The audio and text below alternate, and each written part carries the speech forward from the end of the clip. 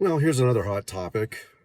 President Biden added more to the student loan forgiveness list. There's a lot of questions about it, whether or not he has the executive authority to do that. Is it fair?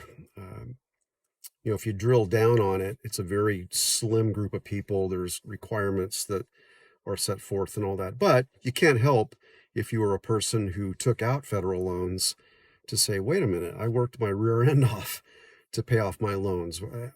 How do these people just get it wiped out and forgiven? I encourage you to look at it more carefully because there are some qualifications for it. But I was having a conversation recently with a Christian, and they were up in arms about it. I said, you know what's interesting about this from a Christian perspective?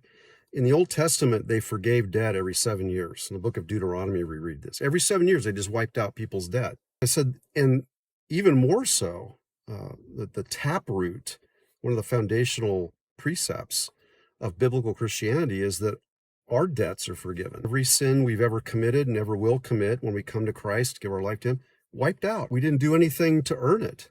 We don't deserve it, and yet the debt is wiped out. The debt has been paid by Jesus Himself. And the person looked at me and said, well, that's a false equivalency. I said, I'm not saying that President Biden's actions on student loan forgiveness and the biblical concept of us being forgiven our sins are equal.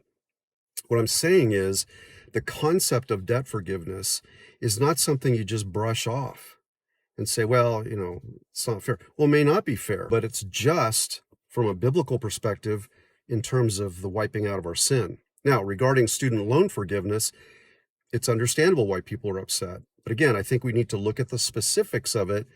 And then, of course, our actions can be political, legislative. We can say, wait a minute, before we start doing this, let's look at it more specifically. Do the presidents have the power to do that? If not, does the legislature have the power to do that?